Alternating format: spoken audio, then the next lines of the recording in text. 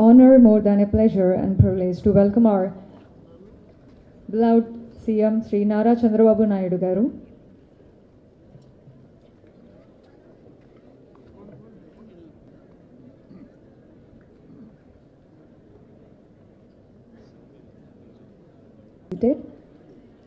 Honorable Chief Minister, respected dignitaries, and my call to the inaugural function of the Government of Andhra Pradesh ISB certification course for the most coveted e-Pragati officers representing various departments of the Government of Andhra Pradesh.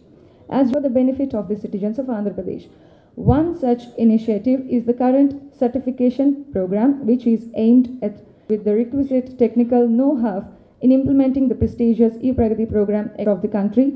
Honorable CM Garu Sri Nara Chandrababu Naidu Garu here to inaugurate this program, which makes it all the more prestigious. And C, to hand over the bouquet to our beloved CM Garu. And now, N. Balasubramanian Garu IPS to hand over the bouquet to our beloved Minister for IT and Panchayati Raj and Rural Development Department, Sri Nara Lokesh Garu. The year 2013, after a very successful stint at Heritage Foods World Bank Capacity Building Initiative, Sri Lokesh Garu is one of the few politicians of India who made a mark in the changing face of the Indian political scenario. There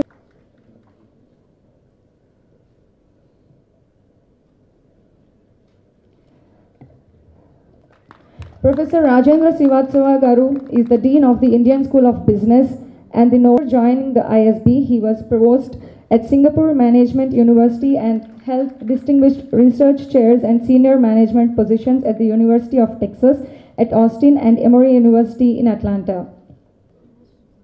DGP N. Sambasivarao Garu.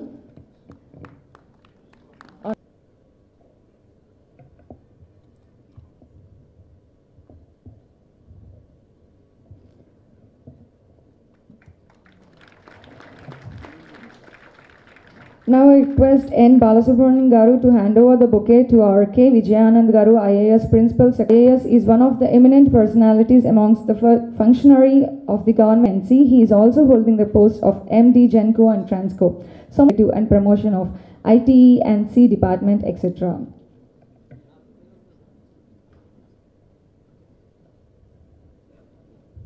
Of Andhra Pradesh onto the stage, please.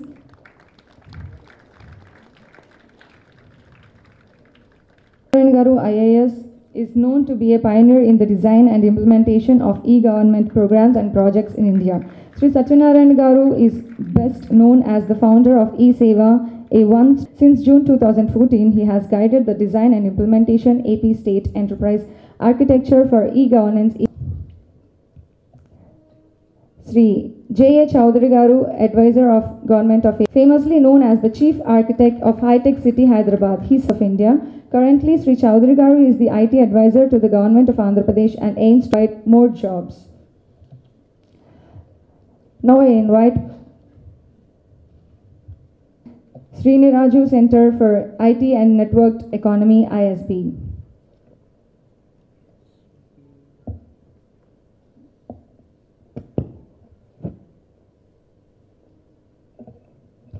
Professor Deepa Mani Garu is an Associate Professor of Information Systems and she is also the Executive Director of the Sriniraju Center for Technology and the Networked Economy at ISB. Professor Deepa is an expert and a widely published researcher on the topics at the intersection of technology organization. Garu, co-founder and chairman of Sri City Private Limited.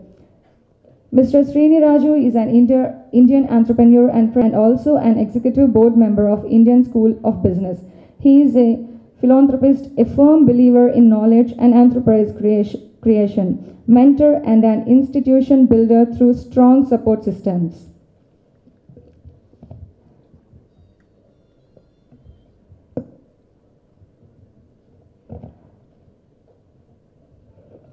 Business and Technology think tank Future World International. He is a lifelong communicator with a passion for the future. He has been an award-winning journalist, a public relations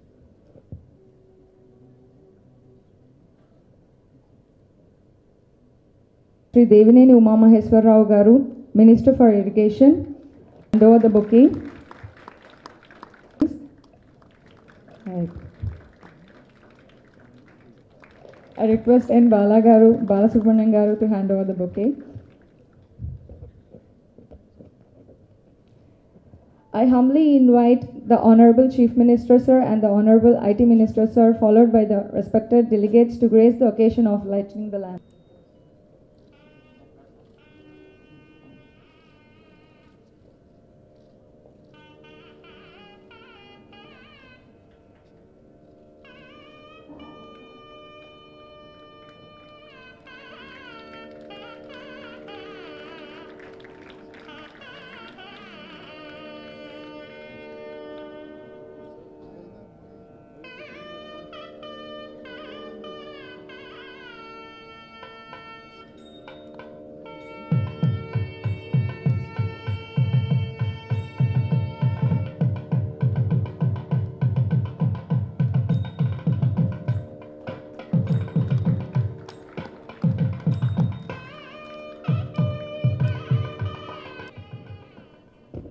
Thank you, sir.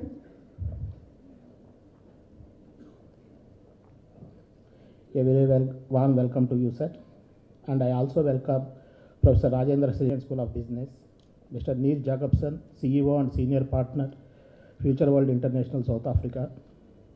I also welcome our Minister for IT, Srinath. Government is also a state where the entire government appears and operates as one, enabled by the front, middle and back office integration. The services are designed and delivered on a pan-government basis, powered by e-intermediation of government departments. The core objective of this e-Pragati is to provide value to citizens as well as businesses. What are the values we provide to the citizens and businesses? Citizen-centric services are provided by e-Pragati, which would enhance the convenience and transparency. e-Pragati will make the concept of single window a real and enhance the ease of transacting with the government. The certificate-less government system, which we are planning, called CLGS, will reduce significant burden both on the citizens and the government departments by reducing or totally eliminating unproductive work. Programs like e-health, e-education, e-agriculture, e-market, Safe Andhra Pradesh shall enhance the quality of life and productivity as well as income of the citizens. Direct benefit transfers will ensure hassle-free availability of various benefit programs to the government. Widespread use of e-Pragati and other productivity tools will enhance transparency to the public agencies. Another core objective of e-Pragati is to provide value to society. What is this value? The implementation of e-Pragati will unleash a lot of potential in the software, hardware, electronics and network sectors. This will have a significant extent of multiplier effect to the tune of 4x. e-Pragati, being based on open technologies, will open up new windows for innovation and create IT and non-IT employment in various sectors. The Minister of Andhra Pradesh, Honorable Minister for IT, Honorable Ministers for Irrigation and Medical and Health, and all other dignitaries present on dais. I feel like starting by saying happy days are here again for e-Pragati. On the 9th of October 2015, the Honorable Chief Minister launched the program, the concept of e-Pragati, the vision of e-Pragati in Vizag. And after some initial difficulties and little bit problems, now for the last few months it again is revitalized and it's coming up in a big way. I am really personally very happy on this occasion. I would like to personally compliment the Secretary IT, Sri Vijayawada Garu, and Sri Balasubramanian Garu for this effort. I would like to, this is something remarkable about today's event. If you see the logos here, the ISB was the brainchild and it came up due to the great support of our Honorable Chief Minister more than about 2 decades ago. And e-Pragati is again his brainchild. And the two logos sitting next to each other really remarkable today. The collaboration between ISB, Government of AP and Pragati. I am sure that this will be a way which is going to be very fast and smooth for us. I call this, of course, Pragati, the scope is so large that it is not possible to capture it in words. So I have a few slides to, especially because the trainee officers are here who are going to spend the next 6 months on this concept. So what are the three key principles that should really underline their thinking and training in the next few months? About projects like e-Seva and so on, Passport Seva. It is also more about, they are still surviving and they are serving millions of people, not only in AP but across the country. So the key there, one of the keys is the business model that was adopted went really so very well that it made it impactful for the citizens. Next, please. So then why e-Pragati? Why we have been leading in e-governance all along AP, head and shoulders, so to say, above. But why do we need this? We have so many initiatives which are already, serving their, purpose in the state. So one thing is piece by piece approach on the left side. If you see at one time, visualization is one time, implementation can be at, staggered. But the vision should be very clear. This is what this side, sir. If you remember in August 2014, when I was as mentioned by Vijayawada earlier, that after a lot of groundwork with various departments, this vision has been brought out. There are intricate connections between all these packages, all those boxes you see on the screen. The ultimate idea is to provide that feeling of delight to the citizen, feeling of happiness to the citizen when he's interacting with the government. So all these packages will be rolled out. Some of them are already afoot. They will make waves in the near future. I don't want to go into details, but I'm only just throwing up this slide to show the size and complexity and the benefit that is going to come out of e-Pragati. Next, I'm sure this will produce great results not only for AP, for the whole country.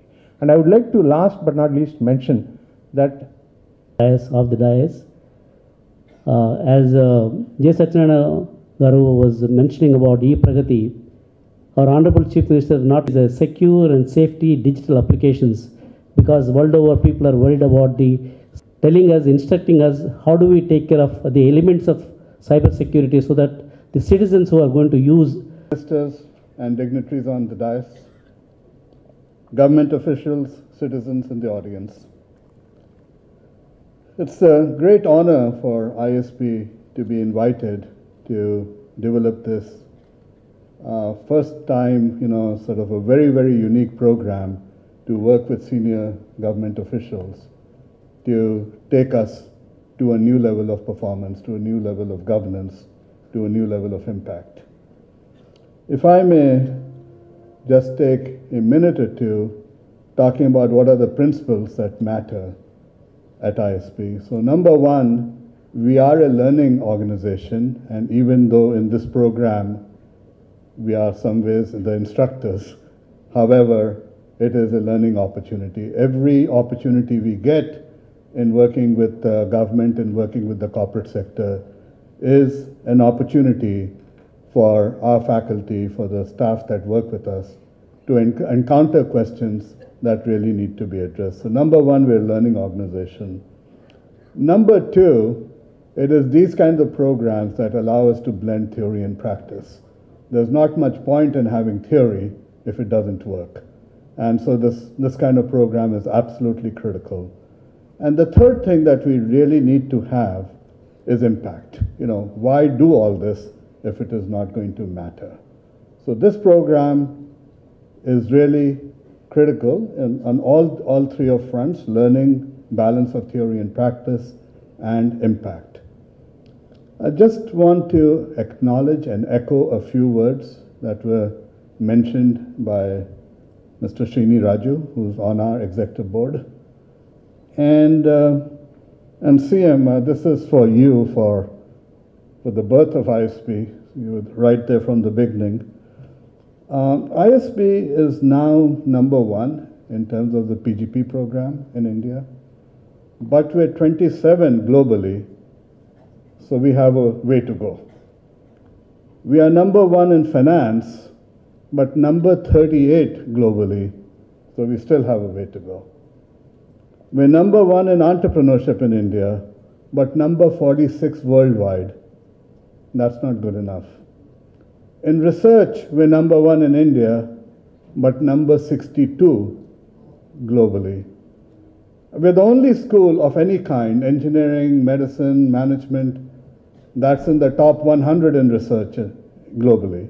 But still, number 62 says we have to learn, we have to go forward. So there's one metric in which we are number 1 in the world, and we have just overtaken SEEBS in China as the school that provides the alumnus the best opportunity. So 3 years after graduation, the salary increase that ISB alums get is the highest in the world, 160%. However, that's the wrong metric. Okay, so what is really important for our graduates, for all of us in this room, is really job creation. And I'm happy to report that 420 companies have been started by ISB graduates. And together, across the companies, they're employing over... I wanted to spend a few minutes to talk to you about the content of the program, but as a prelude, I'm also going to provide to you a little bit of the motivation behind this program and how we've thought through this that we live in currently. Every day, we're continually dying and being reborn through technology.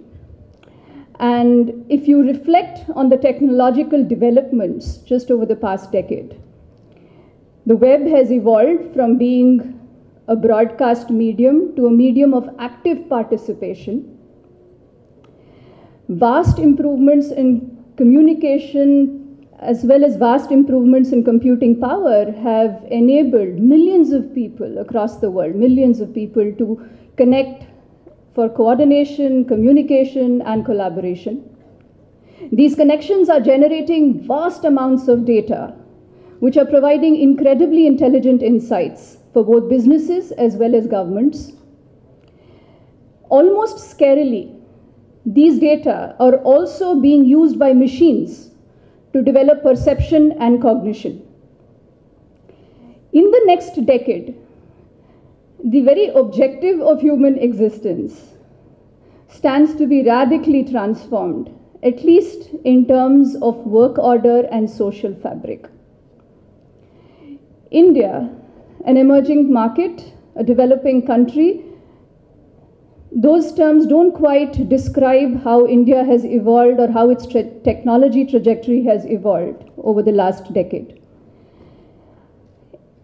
Traditionally, if you look at countries like Japan, China, or the West in general, the evolution has been progressive. They've evolved from, for instance, landline to cordless to mobile telephony. They've evolved from cash to plastic to digital wallets. India, in many ways, has leapfrogged these intermediate stages and taken quantum jumps in the technology trajectory. For instance, today 70% of the internet is consumed on smartphones. The world just hit the target of 50% in December 2016. In November 2016, we had around 2.7 odd crore credit cards. We've leapfrogged plastic. We've leapfrogged cordless. And these developments are very important to take note of because they speak for a digitally savvy citizen. A digitally savvy citizen who's participating in governance. And digitally savvy citizens are empowered citizens. And empowered citizens are the foundation of smart cities. It's a term that we talk about a lot, which is discussed a lot, thankfully and fortunately these days. But a smart city is often conceptualized as in terms of governments who leverage technology to provide world-class services to citizens. But at the foundation of smart cities is a citizen who is empowered to demand those services and a citizen who appreciates the value of those services. And that's also integral to the development of cities. How you live and how you operate in this society. So it's great to see some young, bright faces over there. Now, my role this morning is an interesting one. I'm going to give you a broad picture of some perspectives of what this concept of e-government, e-Pragati is all about. And forgive me if I start on a slightly irreverent note by pointing out this over here. Gentlemen, can we move that slide forward, please? It doesn't seem to be, the clicker doesn't seem to be working. That's a rather strange slide, isn't it? What do you mean we're not going to pave the cow path? Well, forgive me if you don't understand what that means. I'll explain it to you in a minute. But let's go forward. Just to introduce Future World, my company. We're an organization that operates all around the world. If we keep clicking, please. We lecture at the ISB regularly to government and to corporate citizens. We lecture at a whole variety of business schools around the world with great pleasure, with great enthusiasm, trying to help executives and leaders understand the future. What do? We actually try to identify what we call the waves of change. What are the things that are going to happen in the future that we can identify now that might just be ripples on the horizon, but over the next 5-10 years are going to grow into the big things that we see that are actually going to change the way we live, change technology, change business, change humanity, in fact, change the way we actually operate, the context of the world of the future. So now let me explain what that cow path is all about. In IT terms, when we talk about paving the cow path, it means taking a process and simply laying a digital layer on top of it, doing the same thing using technologies. And that is paving the cow path. That's not actually making the process better. And as you've heard, the entire process, the entire principle behind this program is to say we have to reinvent the way we do things by putting the citizen and the business at the center of what government actually does. So today's focus is all about e-government, but it's about two more things, two very, very important things. Anybody recognize the symbol? It's the Chinese symbol for, give us the way we serve the society, the way we deliver services in the society to create a new world for the current citizens, but more importantly, to create a legacy for the next generation of citizens. The threat, of course, is that we fail, that we leave it behind, and that we actually fail our people in the process of doing that. And there are new risks as well. It was only in yesterday's newspaper that I came across this particular slide, or this particular news story, that there is a great risk. We're opening our societies all the time, thinking that heads down is the route to survival. But it's about transforming the way government services are delivered, not by paving the cow path, not simply structures of government, to create public value. And those are the two critical processes, the two critical elements that we want to talk about today. And they've been raised already. The first is transformation. This is not about doing government better. This is about transforming the way government does it.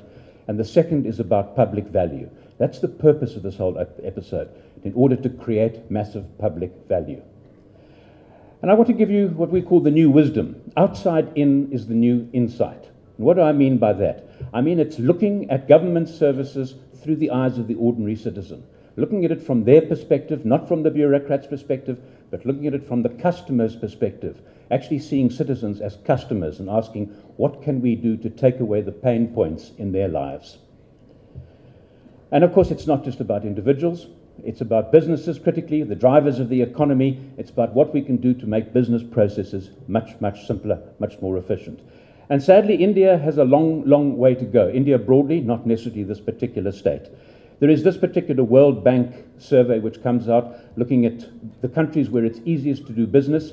And out of 190 countries, India currently comes 130th. There's a huge opportunity here to serve business better. The leaders, incidentally, are New Zealand, Singapore, and Denmark. But India and this particular state is, of course, on the move and preparing for this, doing some research. I came across all sorts of really interesting things. And in particular, I came across some of the statements that you have made. And I think that in particular, we're a cloud-first state. I absolutely love that concept, a cloud-first state. 62,000 police officers using Kaisala mobile app for real-time government with the goal to be #1 by 2029. We always say to all of our clients, if you haven't got a great big goal, you're not going to achieve anything. Reach for the sun and you might just reach the stars. Let's push on. And of course, against the national background of what's happening with Digital India, with the Aadhaar program, of course, it's a wonderful concept to do it. And I came across this only yesterday. The World Economic Forum, Singapore, they've put in a national sensor network. Some people don't like that, I must say, observing citizens all the time, but feeding information back to government departments, a new digital ID system, a super simple cashless payment system, and of course Aadhaar now linked to the banking system is delivering the same thing. And critically, they have a future skills program. They've given every citizen of Singapore a future skills account from which... Important as you look forward also where we started. Andhra Pradesh has taken the e-governance leap around the 95 mark. And I think our friend Randip Sudan Garu can well put it. He asked a few questions back then saying, how many PCs are there in Andhra Pradesh? And someone came back saying there were 30,000 PCs. And he was surprised.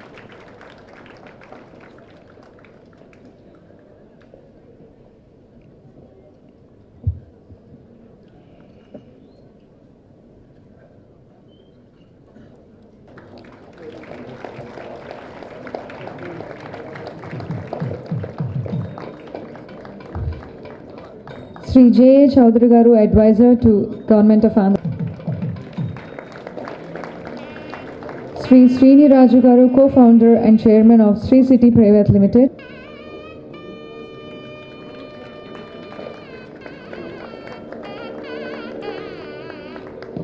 Professor Rajendra Srivatsava Garu, Dean and Novartis Professor of Marketing Strategy and Innovation, ISB.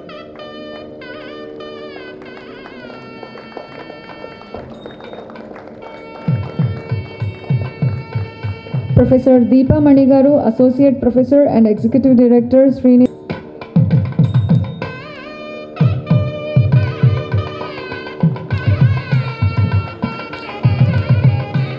Mr. Neil Jacobson, CEO and Senior Partner, Future World International.